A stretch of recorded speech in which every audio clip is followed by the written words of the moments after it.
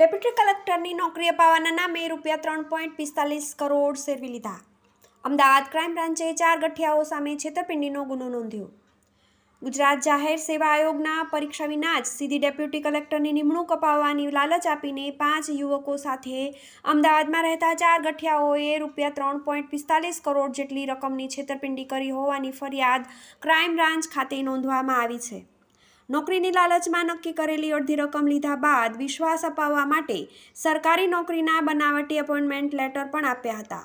આરોપીઓએ એક પોસ્ટ માટે 2 થી સવા કરોડની રકમ નક્કી કરી હતી. આ સમગ્ર મામલે અમદાવાદ ક્રાઇમ બ્રાન્ચે ગુનો નોંધીને કાર્યવાહી શરૂ કરી છે.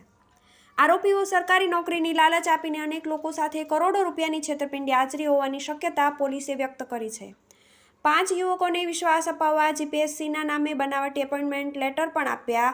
પોલીસ તપાસમાં મોટા ખુલાસા થવાની શક્યતા.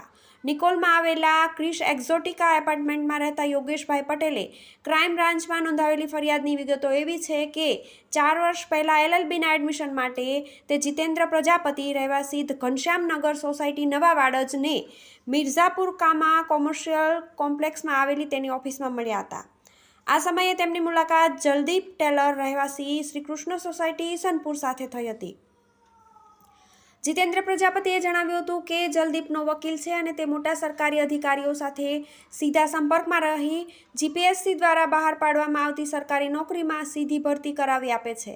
જલદીપે જણાવ્યું હતું કે અમદાવાદમાં ડેપ્યુટી કલેક્ટરની એક જગ્યા ખાલી છે જે તે યોગેશભાઈને નિમણૂક અપાવશે.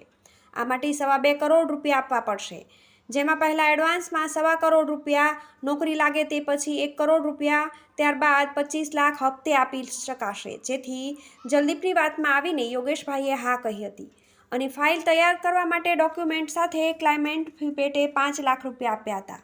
જેના થોડા સમય બાદ જલદીપનો માણસ હિતેશ સૈની અને જલદીપે ₹16 લાખ લઈને 10 દિવસમાં ડેપ્યુટી કલેક્ટર તરીકે નિમણૂક મળી જશે અને તેના પર ગુજરાત જાહેર સેવા આયોગના સચિવે સહીવાળો પત્ર આપ્યો હતો. આમ યોગેશભાઈને નોકરી નક્કી થયાનું કહીને તેમના અન્ય પરિચિતોને પણ નોકરી જોઈતી હોય તો અપાવી દેવાની ખાતરી આપીને યોગેશભાઈ પાસેથી નોકરી શરૂ થાય તે પહેલાં કુલ ₹1.19 કરોડ લીધા હતા. ત્યારબાદ 7 મહિના સુધી અલગ અલગ કારણ આપીને યોગેશભાઈને હાજર કરાવ્યા નહોતા. બીજી તરફ યોગેશભાઈ તેમના ભાગીદાર વિજયભાઈ ઠક્કરને વર્ગ 1ની નોકરીમાં વડોદરામાં ડેપ્યુટી કલેક્ટરની નિમણૂક અપાવવાનું કહીને ₹2.25 કરોડની ડીલ કરી હતી, જેમાં વિજયભાઈએ ₹1.20 કરોડ આપ્યા હતા. આ ઉપરાંત અંકિત પટેલને જીએમડીસીમાં આસિસ્ટન્ટ મેનેજરની પોસ્ટ અપાવવાનું કહીને ₹2 કરોડની રકમ નક્કી કરી હતી, જેમાં તેમની પાસેથી ₹5 લાખ લીધા હતા. અતુલ પટેલને ગાંધીનગરમાં જોઈન્ટ ડાયરેક્ટરની પોસ્ટ અપાવવાની ખાતરી આપીને ₹1.20 કરોડની રકમ નક્કી કરીને અલગ અલગ સમયે ₹22 લાખ લીધા હતા. એટલું જ નહીં, તમામને બનાવટી નિમણૂક પત્રો પણ આપ્યા હતા. ત્યારબાદ ગન લાયસન્સ જરૂરી હોવાનું કહીને ₹3 લાખ ફી પેટે લીધા હતા અને લાયસન્સ આવતા પોસ્ટિંગની ખાતરી આપી હતી.